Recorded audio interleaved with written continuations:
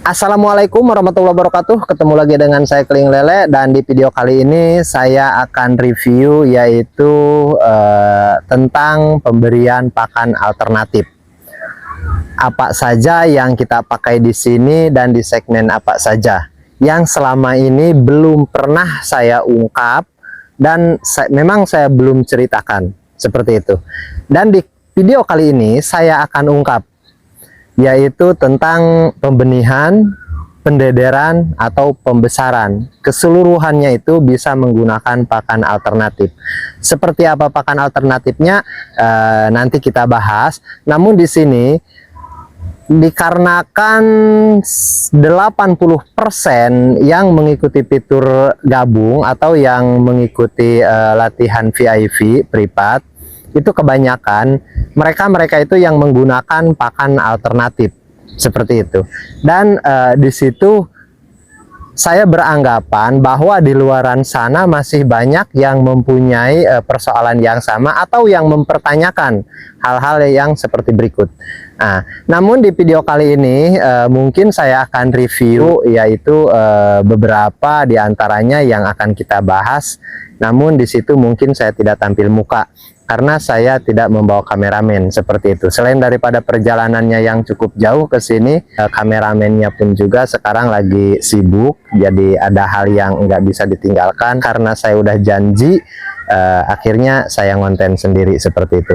Oke, seperti apa pembahasannya, ikuti terus sampai selesai. Karena di sini nanti kalau cukup waktunya, saya bukan hanya membahas soal pakan alternatif, namun ada beberapa sahabat kita juga yang mempertanyakan apakah budidaya lele itu bisa dengan sistem RAS. Nah, di sini nanti kalau cukup waktu saya akan bahas juga.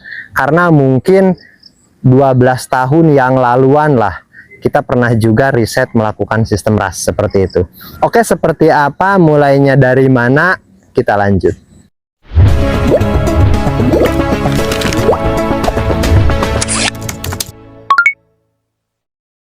Oke, sebelum masuk kepada tema pembahasan yaitu mengenai pakan alternatif, di sini sekalian saya mau tunjukkan juga.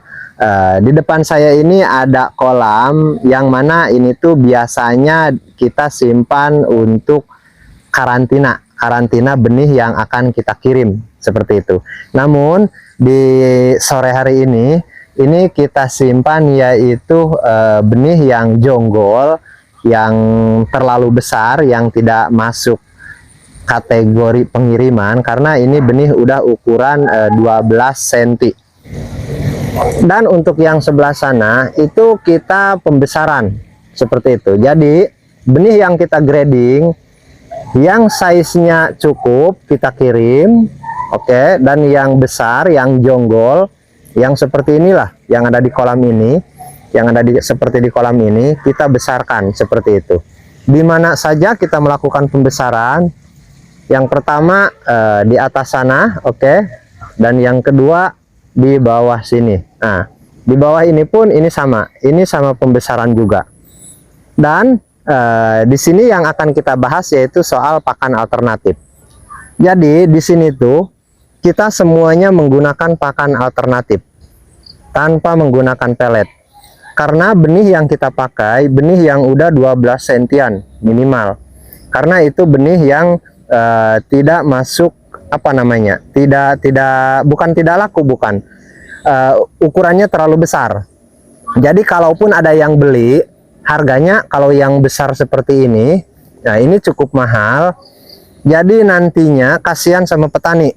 Jadi bisa-bisa petaninya rugi seperti itu. Jadi saya sarankan untuk para pembudidaya pembesaran khususnya, minimal itu kita tebar benih, minimal tebar benih yaitu 7-8 paling kecil.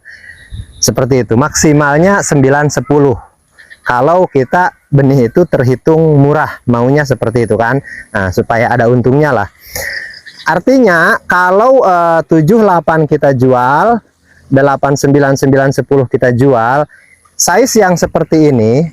Nah, ini size-nya udah 12 sentian, 12 sampai 14 cm. Artinya ini tidak masuk. Akhirnya kita besarkan sendiri seperti itu. Nah, ini ukurannya cukup besar. 12 sampai 14 cm seperti itu. Dan kita tebar kurang lebih yang di sini. Yang di sini itu masuk 30 ribuan. Dan yang di atas sana itu kurang lebih 40 ribuan seperti itu. Dan nantinya kita pecah juga seperti itu. Jadi kurang lebih seperti itu. Untuk benih kita mulai dari 12 cm. Artinya kita tidak menggunakan pakan pabrikan lagi atau pelet. Jadi kalau di sini saya katakan kita tidak menggunakan pakan pabrikan 100%, nah itulah sebabnya kita menggunakan benih yang besar. Nah, kurang lebih seperti itu. Dan untuk ukuran benih seperti ini, nah, ukuran benih seperti ini udah bisa dikasih pakan alternatif seperti itu. Oke, kita lanjut ke atas dulu. Nah, sekarang saya udah di atas lagi. Kita akan review lagi kolam yang ini. Jadi prosesnya seperti ini. Waktu kita grading, sebelum benih itu kita masukkan ke kolam pembesaran, kolam yang itu yang di bawah, ya kan? Nah, pertama-tama kita simpan di sini. Nanti kita akan lihat ke atas proses penggradingan. Kita simpan di sini yang nggak masuk, yang nggak akan dikirim lah. Seperti itu, yang ukuran 12 cm, 14 cm kita simpan di sini. Kita simpan di sini. Nah, nanti kita pertama tebar di sana, di bawah sana. Di bawah sana itu memang tidak tentu, minimal 30.000, tapi kadang-kadang sampai 50.000 juga, dan sampai panen. Karena kita tidak melakukan grading karena benihnya udah besar, panen kita parsial. Kita panen, angkat yang di bawah, sisanya yang masih kecil kita masukkan ke kolam yang di atas ini. Dan ini yang kedua. Artinya kalau itu bahasanya yang apa namanya, untuk panen yang kedua kalinya yang ini, atau gradingan yang kedua lah seperti itu, yang ini. Nah, di sini Anda bisa lihat. Nah, dan disclaimer, ini kolam untuk pembenihan, ini kolam untuk pendederan, bukan untuk pembesaran. Artinya untuk kedalaman kolam ini cuman 50 cm pun ini buatnya. Maksudnya buat kolamnya itu ketinggian 50 cm, untuk kedalaman ini kisaran 30-40 cm. Nah, karena kolamnya itu sebenarnya seperti ini. Oke, mungkin saya bisa perlihatkan dari jauh. Nah, ini seperti kita bikin sawah, dibikin petakan. Dan untuk ketinggiannya kurang lebih 50 cm kita bikin tanggulnya. Kurang lebih 50 cm kita pasang HDPE, dan kurang lebih di antara 30 sampai 40 cm, paling tinggi 40. Seperti itu airnya. Apakah itu bisa untuk pembesaran? Kalau saya katakan bisa, untuk kami bisa, tapi disclaimer, ini tidak untuk semua orang, apalagi untuk pemula. Apalagi kalau untuk pemula ini tidak bisa. Terus kenapa saya jarang spill soal pembesaran di ketinggian air 30 cm? Yang pertama, saya takut gagal paham dan akhirnya menyalahkan nantinya kalau misalkan ternyata sahabat nggak bisa melakukan, sementara kami di sini bisa melakukan. Terus dari kualitas air, dari kualitas air di sini sahabat semuanya bisa lihat kualitas air semuanya sama. Kita menggunakan green water system atau air yang hijau. Di sini semua kualitas air sama. Kita menggunakan air yang memang hijau seperti itu. Tapi disclaimer yang saya bilang ini tidak bisa dilakukan oleh semua orang seperti itu. Oke, jadi kita tinggal spill pakannya, pakan apa yang kita kasih untuk alternatif. Namun di sini step by stepnya saya sudah ceritakan supaya tidak gagal paham. Karena takut gagal paham gini, masa 100% tidak menggunakan pakan pabrikan, atau mulai dari tebar kita menggunakan pakan alternatif. Jadi di sini disclaimer harus dipahami juga, kita menggunakan benih ini minimal 12 cm-an. Jadi benih ini benih yang udah besar. Seperti itu, 12 cm kita dari sini nanti pindahkan ke bawah sana. Seperti itu. Dari bawah sana setelah panen, yang besar kita timbang, yang kecil kita, maksudnya yang kecil itu yang sangkal lah sisanya, kita masukkan di atas sana. Kurang lebih seperti itu. Oke, kita lanjut review pakannya. Oke. Pakannya, pakan apa yang kita gunakan? Ini untuk mesinnya, kita bisa sepil. Oke. Dan pakannya ada di pleaser sini. Kita bisa lihat. Nah, ini hanya ada beberapa pleaser saja. Oke, hanya ada beberapa pleaser saja. Pleaser yang cukup banyak ada di atas, di gudang, di setor. Oke, ini dia. Jadi kurang lebih seperti ini. Nah, ini cuman ada 2 pleaser. Cuman ada 2 pleaser.